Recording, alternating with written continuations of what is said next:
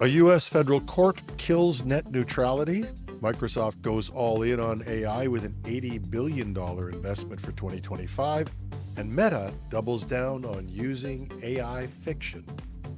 Welcome back to Hashtag Trending. I'm your host, Jim Love. Let's get into it.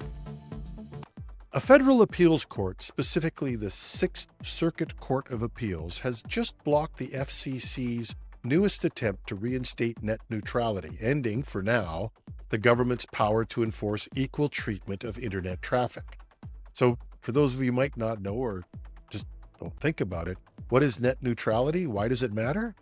Well, in the simplest terms, net neutrality is the idea that internet service providers, ISPs, should treat all data equally. They shouldn't be able to slow down, block, or charge extra for access to specific sites or services. Supporters say this keeps the playing field level for everyone, from big tech companies to small startups, while critics argue it's unnecessary government intervention. Here's the backstory. In 2015, the Obama administration put strong net neutrality rules in place, treating internet access much like a telephone service. 2 years later, the Trump administration repealed those rules. Then President Biden pushed to bring them back in 2021. By 2024, FCC Chair Jessica Rosenworcel had the votes to do it. But the court said that the FCC doesn't have the legal authority to regulate broadband as if it were a phone service. They also cited a recent Supreme Court decision limiting how far federal agencies can stretch their powers when the law isn't crystal clear. Because of that, the court threw out the FCC's safeguarding order, which would have restored net neutrality. Chair Rosenworcel is now calling on Congress to pass a law that cements these rules.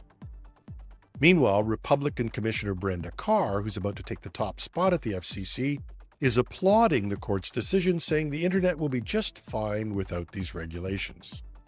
Where does that leave net neutrality at this point? It's up to Congress to step in and write new legislation, but with Washington divided and juggling other priorities, it's unlikely that that'll happen.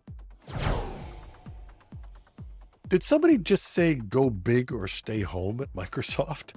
In a recent blog post, Microsoft's president and vice chair Brad Smith revealed plans to invest $80 billion with a B in fiscal 2025 to expand its AI data centers around the globe, an amount that far exceeds many analysts' predictions. Smith makes it clear that Microsoft sees AI as the next industrial revolution, and Microsoft aims to be at the forefront of that transformation, which goes well beyond just software. These AI-enabled data centers will be able to train advanced models, presumably including technology from OpenAI, and deploy AI services worldwide. Ben Badgerin, CEO and principal analyst at Creative Strategy, said the figure is above most analysts' estimates. Microsoft's competitors and the broader industry may have to rework their own capital expenditure plans or risk being overshadowed by Microsoft.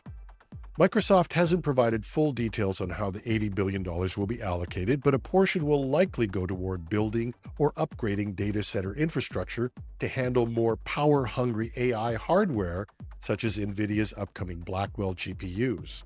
There's also speculation that some of the investment might include nuclear power initiatives for some of Microsoft's future data facilities, although that remains unconfirmed.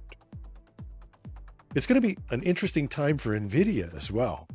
Elon Musk recently placed a massive order and announced he's ready to buy 1 million GPUs, and that was rumored to be a way to frustrate OpenAI. But the OpenAI-Microsoft alliance may get him out of this. It looks like Microsoft, OpenAI's key partner, has stepped in to show its muscle in the market as well. In the wake of these enormous investments and the costs of running AI models, for some, the profitability of AI is still being questioned. But Microsoft clearly sees AI as a foundational technology for virtually every sector. And by investing heavily now, Microsoft seems to be positioning itself and its partners like OpenAI to lead in whatever AI breakthroughs come next. And the sheer size of Microsoft's bet signals it expects AI to drive innovation, competition, and revenue for years to come. And finally, there are some stories where even if you dig, you just think you're missing something because the idea is just so wild or stupid or just so insensitive. If I've got it right, somebody at Meta, the parent of Facebook and Instagram, decided it was a good idea to create AI-generated Instagram personalities because social media needs more AI-generated fiction. Facebook and Instagram are already flooded with AI images that sadly fool a ton of viewers. Instead of trying to clean this up, not only did they double down, one of their hosts is described as a proud Black queer mama of two. The persona, called Liv, predictably triggered a social media uproar and calls of digital blackface. Washington Post columnist Karen Ataya spoke directly with AI Liv, who admitted that its creators were predominantly white, lacked diverse references, and even referred to white as a neutral identity. Liv went on to say it understood how its existence perpetuates harm, underscoring critics' claim of digital blackface. But if you think that's the limit of Meta's insensitivity, you'd be sorely mistaken. From one picture I saw, the persona, for reasons I cannot fathom, had a post with a picture of a fictional coat drive. Poverty and homelessness? It's not a joke. Pretending to be offering help and faking it? If that's really what happened, that's beyond offensive. So, they managed to even offend me. With that backlash, Meta finally yanked Liv's profile along with 27 other AI accounts. Yeah, I said 27 other AI accounts. It turns out earlier this year, Meta rolled out AI-generated characters on Instagram and Facebook to demonstrate what AI personas could look like in social media feeds. And even if users spotted these digital liars, they discovered they couldn't block, restrict, or report these AI profiles, a bug, according to Meta. After the public backlash, Meta spokesperson Liz Sweeney told Axios the company was removing the accounts while they were addressing the blocking reporting bug. By last Friday, the Liv account and others were removed to fix that issue. So, has Meta learned from this? No, apparently they've learned nothing. Meta's vice president of product for generative AI, Connor Hayes, apparently told the Financial Times the company still plans to introduce the AI characters across Instagram and Facebook in the future, treating them like normal accounts.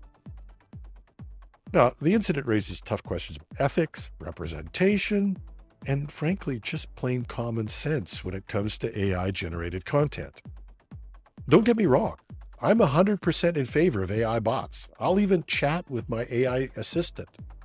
I wrote a book about a person who falls in love with an AI-generated character. But when I go onto social media, I'm expecting to be socializing with real people. In fact, I stay off Facebook because of all the AI-generated BS that is flooded in. So many are left wondering how an idea as stupid as this got greenlit in the first place. And that was my first question. How stupid can Meta be? And then I realized that's where we're wrong. It's not how stupid they are. It's how stupid they think we are. Buckle up. Here comes 2025. And that's our show for today. You can reach me at editorial@technewsday.ca. I'm your host, Jim Love. Have a marvelous Monday.